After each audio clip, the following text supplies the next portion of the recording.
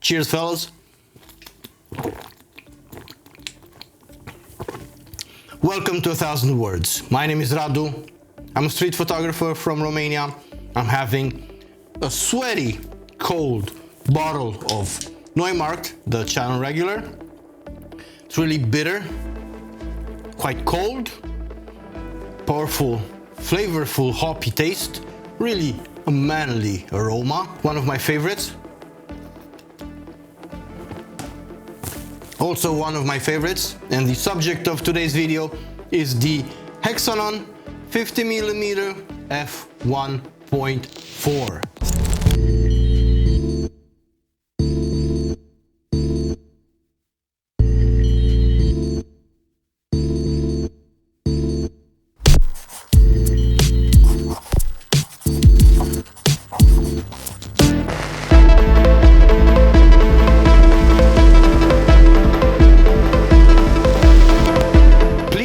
Kindly consider joining my Discord server.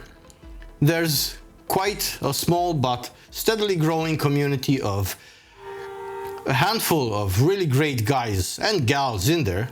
It's loosely based around the theme of the channel. It's around and about street photography. The perspicacious among you will have surely noticed that it's the second time that I'm reviewing the Hexanon 50mm f1.4. That is for two reasons. First of which is that I no longer own the precise copy I reviewed earlier. Secondly, because I own another one. Yeah, it's quite a doozy, but hear me out. Announced in 1973, the Hexanon 50mm f1.4 was the successor and replacement of the legendary Hexanon 57mm f1.4. There have been two main variants. The Type 1, let's call it, launched in 1973, had two smaller iterations. The first one had, instead of the AE here, the green marking designating the automatic aperture setting, had an EE, then called electronic eye or electric eye. It just meant to say that this has also automatic aperture function. But for all other intents and purposes, the Type 1A and Type 1B were exactly the same. Differences are larger between the Type 1 and Type 2. While the Type 1 was larger, thicker, and heavier, it had a minimum aperture of f16 and click stops at every half stop.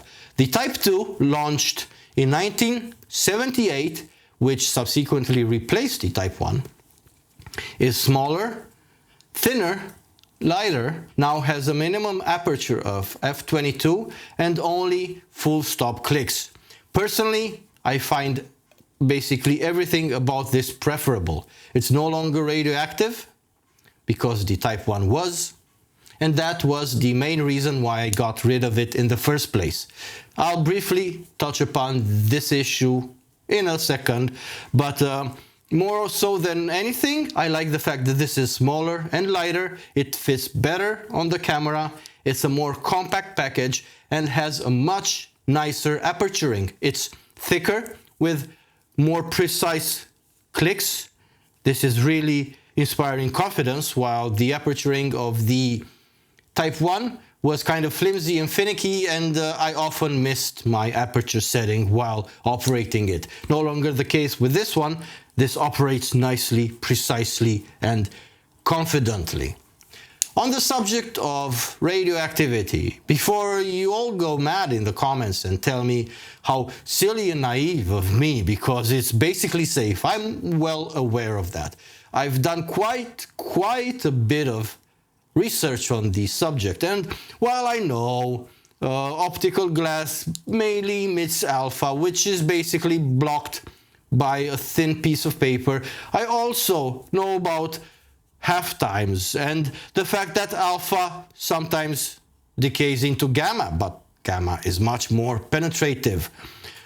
That said, still I think it's generally safe, and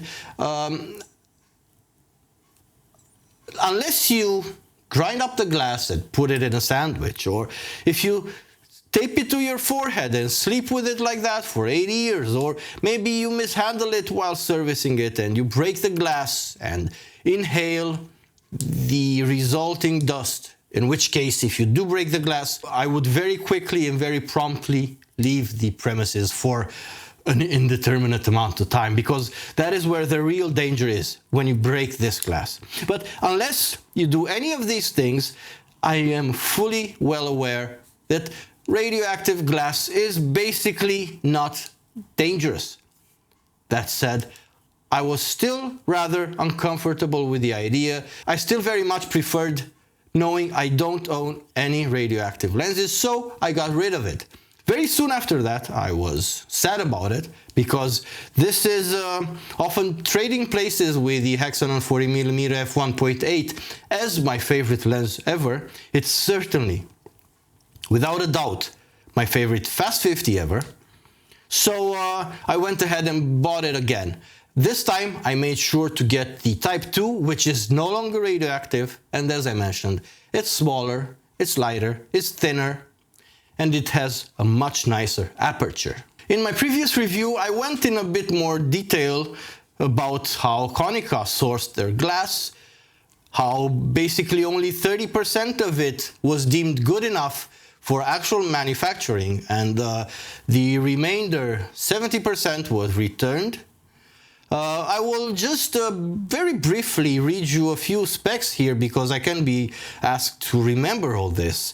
This 35mm full-frame lens has a Konica AR proprietary mount, a 46.8 diagonal field of view on full frame, an optical construction consisting of 7 elements in 6 groups, 8 slightly rounded aperture blades, while the Type 1 only had 6 blades, a minimum focusing distance of 45 centimeters. It weighs in at 265 degrees. That's roughly, what, like 3 tomatoes? A filter thread of 55 millimeters. Now, as far as the actual construction of the lens, it's really well put together. With the exception of the rubber surrounding the focusing ring, which turns about 220 degrees from infinity to minimum focus.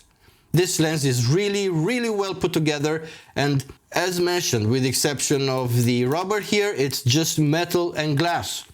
This particular copy of mine cost me 75 euros, about 90 shipping included, so I got it at quite an okay price, if not the best, because you can have it for less. But it came to me in really excellent shape. The optics were pristine.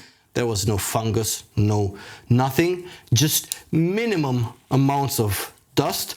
It did require a cleaning, so I sent it to be clean, lubricated and adjusted in order to have it for years as a perfectly working lens in fantastic condition. It's basically a 9 out of 10 in all aspects.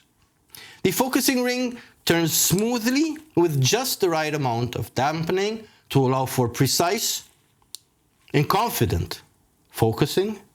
It's of the perfect size that, together with the adapter, an adapter which is very small at that due to Konica's flange distance, allowing it to become a really compact package. It works great on the Sony. It looks fantastic. I think it fits the aesthetics of the Sony quite well, and I'm just a sucker for it. The images will surely tell the story much better than my words can. It makes fantastic images with beautiful colors that are vivid and saturated, lively and realistic, yet it does seem to ever so slightly favor the warmer side of the color spectrum. Colors are elegant and dignified, yet playful but quite well behaved. The images have a classic look which gives them a timeless beauty. There is a sort of charming glimmer, an endearing gentleness to the tones which makes this lens a fantastic candidate for color work.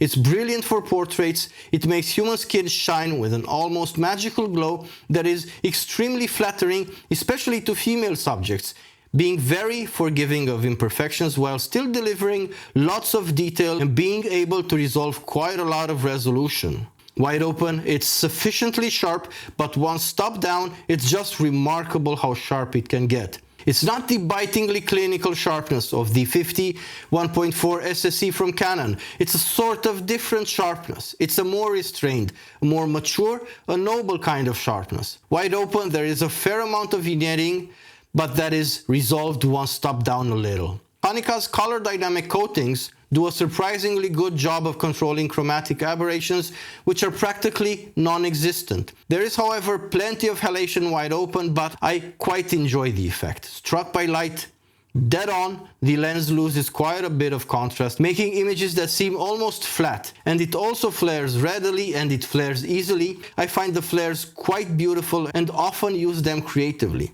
Geometric distortions are present, but they are minimal and easily fixable in post-production. The bokeh is rich and characterful, is distinctive, generally smooth and well-behaved, but can sometimes show edges. In some situations, it makes a lot of bubbles, but they don't have an overly defined edge, so the look is tasteful, restrained, and rather discreet. The Hexanon 50mm f1.4 delivers strong contrast, rich punch tones with a pleasant and wide tone range. Transitions from the darkest blacks into the shadows and into the midtones, then into the highlights are smooth, precise and well defined. It's excellent for monochrome. It makes images that look shiny and metallic with a luminous silvery quality to them. The soft and gentle sharpness I mentioned earlier is even more apparent in black and white. When shooting on sunny days especially so, but also generally, the images come out bright and vivid, detailed and sharp with an almost palpable, tactile quality to them. It's as if you can almost feel them just by looking. Images are spirited and vigorous, and I simply adore shooting this lens. If I could only ever have one lens, this would definitely be it. No other lens has thrilled me as this one does. It's charming and endearing. It's a joy to use, it's pleasant in the hand, it works great, looks great on the camera, and it makes beautiful images as you have undoubtedly just seen. Now, before I say my farewells, let me have another sip and kindly consider joining the Discord. Link is in the description.